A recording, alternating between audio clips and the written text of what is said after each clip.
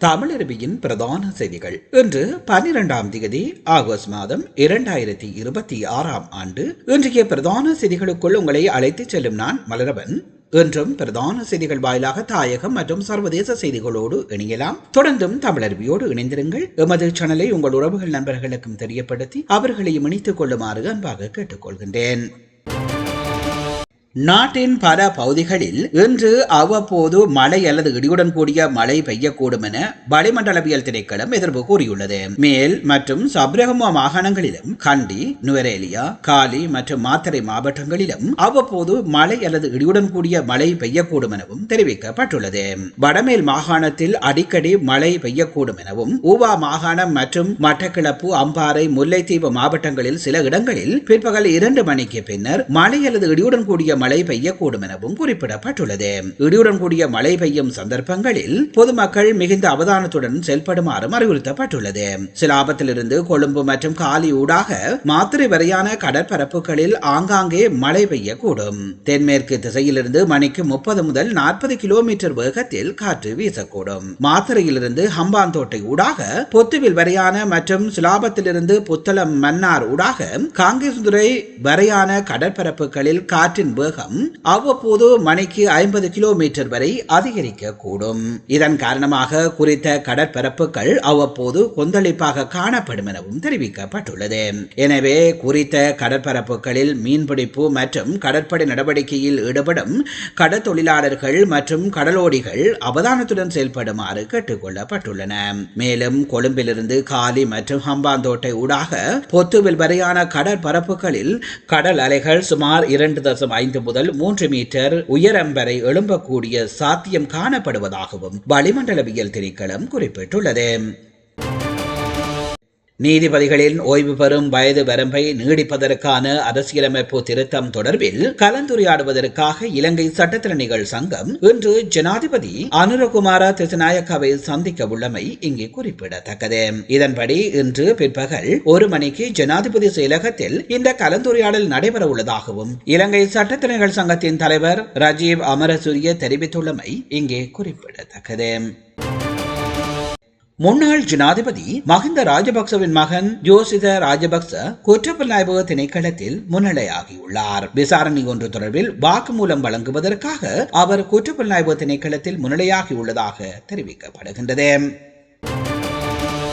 2026 ஆண்டுக்கான ஆடி அமாவாசை இன்று புதன்கிழமை அனுஷ்டிக்கப்படுகிறது.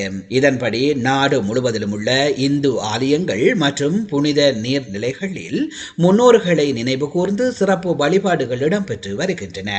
ஆடி அமாவாசை தினத்தில் முன்னோர்களுக்கு தர்ப்பணம், பிதிர்க்கடன் உள்ளிட்ட சடங்குகளை மேற்கொள்ளுவது இந்து சமய மரபாக காணப்படுகிறது. இதனால் அதிகாலை முதலே பக்தர்கள் ஆலயங்கள் மற்றும் புனித நீர்நிலைகளுக்கு சென்று வழிபாடுகளில் ஈடுபட்டு வருகின்றன. இந்த நிலையில் 12 ஆண்டுகளுக்கு பின்னர் புதன்கிழமை ஆடி அமாவாசை தினம் அமைந்துள்ளதாக தெரிவிக்கப்படுவதால் இந்த ஆண்டின் ஆடி அமாவாசை பக்தர்கள் மத்தியில் சிறப்பு கவனத்தை பெற்றுள்ளது. மேலும் இந்த ஆண்டில் ஆடி அமாவாசை தினத்துடன் சூரிய கிரகணமும் இடம்பெறுகிறது. எனினும் இன்றைய சூரிய கிரகணம் இலங்கையில் தென்படாது என்பதால் இலங்கையில் இன்று ஆடி அமாவாசை விரதத்தை அனுஷ்டிக்க வேண்டும் என இந்து குருமார் அமைப்பு தெரிவித்துள்ளது. அதேவேளை ஐரோப்பிய நாடுகளில் குறித்த சூரிய கிரகணம் தென்படுவதால் அங்கு ஆடி அமாவாசை தொடர்பான பிதிர்க்கடன், தர்ப்பணம் உள்ளிட்ட சடங்குகள் நாளை கடைபிடிக்கப்படுவதாக தெரிவிக்கப்பட்டுள்ளது. கிரகணம் ஏற்பட்டு அது குறிப்பிட்ட பிரதேசத்தில் தென்படும் பட்சத்திலேயே மறுநாள் தர்ப்பணம் உள்ளிட்ட பிதிர்க்கடன்களை மேற்கொள்ள வேண்டும் என ஆகம மற்றும் சம்பிரதாய அடிப்படையில் கூறப்பட்டுள்ளதாகவும் இந்து குருமார் அமைப்பு குறிப்பிட்டுள்ளமை இங்கே குறிப்பிடத்தக்கது.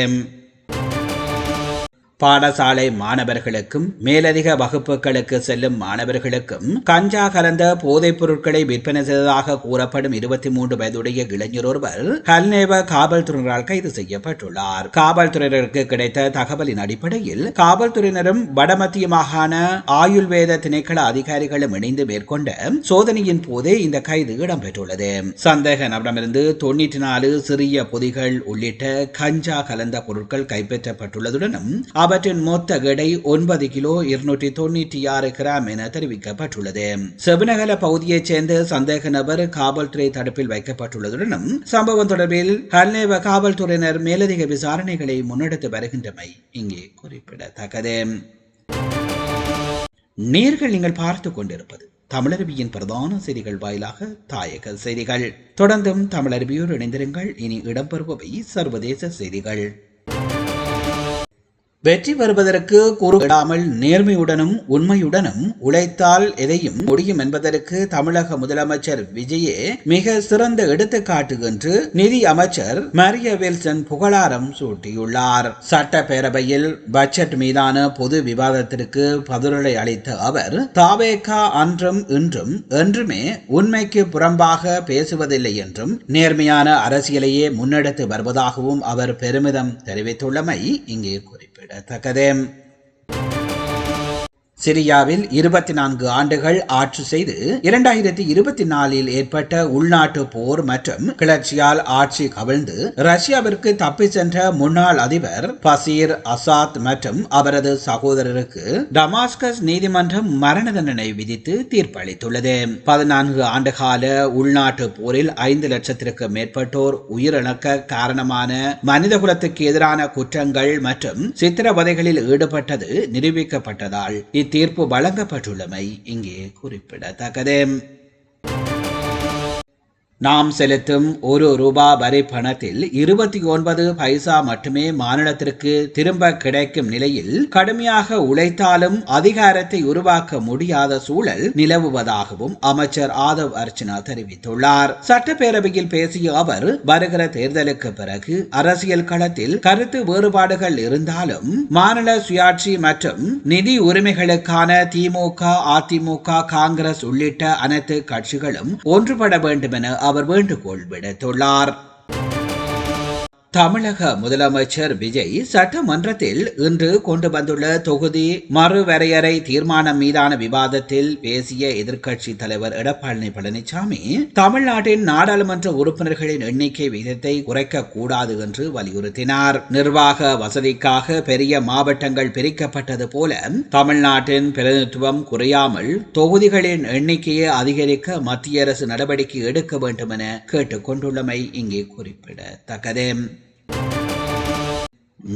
நீங்கள் பார்த்துக் கொண்டிருப்பது தமிழருவியின் பிரதான செய்திகள் வாயிலாக தாயகம் மற்றும் சர்வதேச செய்திகள். தாயகம் மற்றும் சர்வதேச செய்திகள் இத்துடன் நிறைவு பெறுகின்றன.